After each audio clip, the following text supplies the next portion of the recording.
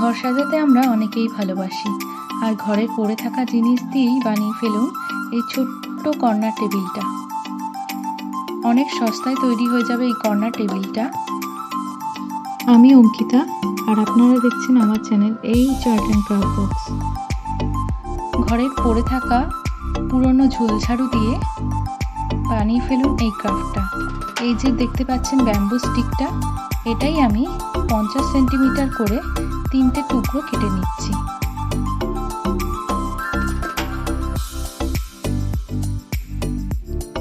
এই ব্যাম্বু স্টিকগুলোতে আমি ব্ল্যাক কালারের স্প্রে রং ইউজ করছি। আপনারা চাইলে অ্যাক্রিলিক কালারও ইউজ করতে পারেন। এই স্টিকগুলোকে আমি কালার করে শুকিয়ে নিয়েছি। এখন আমি 3টে পেপার বল বানিয়ে নিচ্ছি, ওই স্টিকগুলোকে দাঁড় করাতে সাহায্য করবে। এখানে নিয়েছি আমি হোয়াইট সিমেন্ট।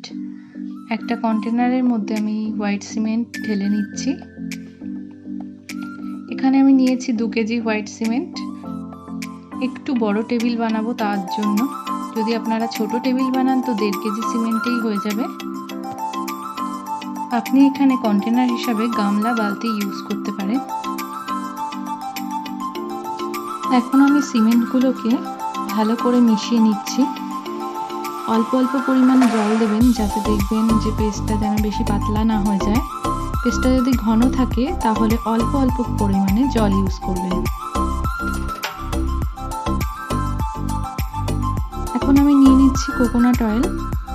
এটা আমি গামলার মধ্যে লাগিয়ে নেব, যাতে গামলায় ওই সিমেন্টটা শক্ত হয়ে গিয়ে যেন না আটকে যায়।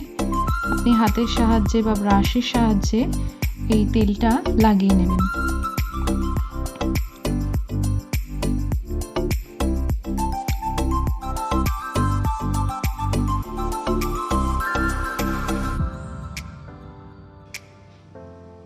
ওই পেপার বলগুলোর সাহায্যে লাঠিটাকে আমি এখানে দাঁড় করিয়ে নিচ্ছি। আটকিয়ে দিচ্ছি সেলো টেপ বা মাস্কিং টেপ।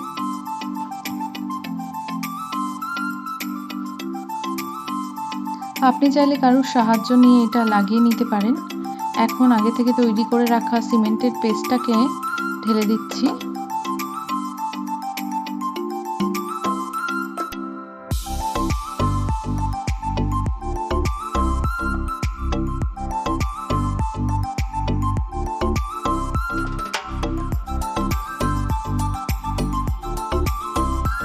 সম্পূর্ণ পেস্ট ঢালার পর আমি গামলাটা একটু ঝাঁকিয়ে নিচ্ছি, যাতে কোনো লাম্পস না থাকে। নেক্সট ডে টেবিলটা একদম জমাট বেঁধে গেছে। এবার আমি খুলে নিচ্ছি। এবার আস্তে আস্তে ঝাঁকা দিয়ে টেবিলটাকে বের করে নিয়েছি। তো দেখুন এই যে টেবিলটা, তা উপরে ফিনিশিংটা ভালো আসেনি বলে আমি আরেকটু সিমেন্টের পেস্ট নিয়ে নিয়েছি। এবার আমি একটা স্প্যাচুলাতে হালকা জল মিশিয়ে এরকমভাবে টেনে দিচ্ছি।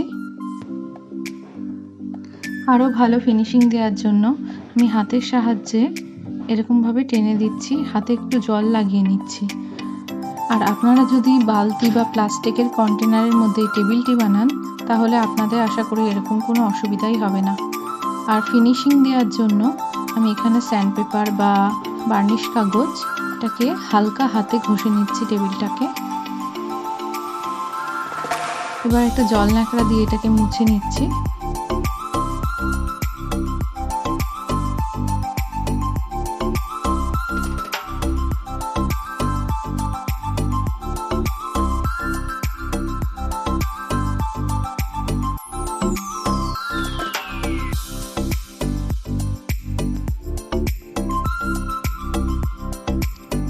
টেবিলটা এখন রং করার জন্য একদমই প্রস্তুত হয়ে গেছে। এখানে আমি ইউজ করছি অ্যাক্রিলিক কালার। আপনারা চাইলে যে কোনো রং ইউজ করতে পারেন। আমার চ্যানেলে সাধারণত আমি ঘরে পড়ে থাকা জিনিস, ওয়েস্ট মেটেরিয়াল দিয়েই ক্রাফট আইডিয়া দেখিয়ে থাকি।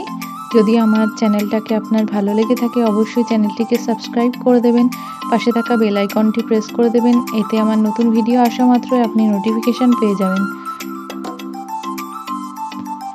এই টেবিলগুলো আপনি বাজারে কিনতে গেলে বা অনলাইনে কিনতে গেলে আপনার দাম অন্তত 700 থেকে 1000 টাকার মধ্যে পড়ে যাবে। তো বাড়িতে আপনি অনেক কম খরচে বানিয়ে ফেলতে পারবেন।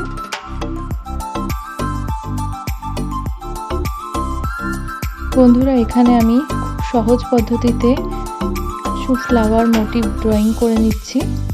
তো আপনারা আপনাদের পছন্দ মতো করতে পারেন। এখানে আমি করছি যাতে সবার পক্ষে এটা খুব সহজ হয়। খুব সহজ ড্রয়িংটা।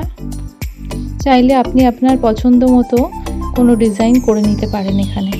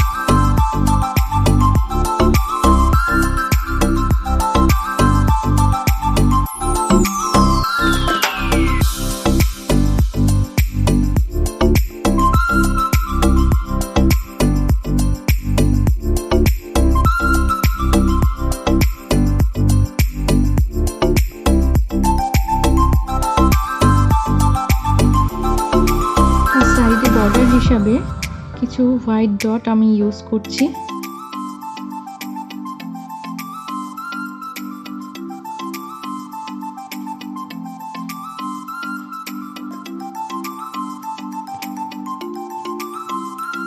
এখানে আমি বার্নিশ অ্যাপ্লাই করে নিচ্ছি, কারণ এটা ডাস্ট ফ্রি থাকবে। আপনি যে কোনো নোংরা পড়লেই মুছে দিলেই চলে যাবে। আপনি এখানে ল্যাম্প শেড রাখতে পারেন বা ছোট ছোট প্ল্যান্টার, শোপিস, যা কিছু রাখতে পারেন।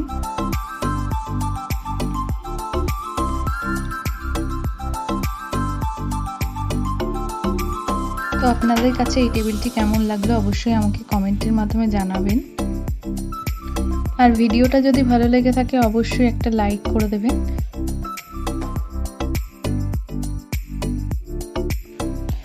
বন্ধুরা, ভিডিওটা দেখার জন্য সবাইকে অনেক অনেক ধন্যবাদ।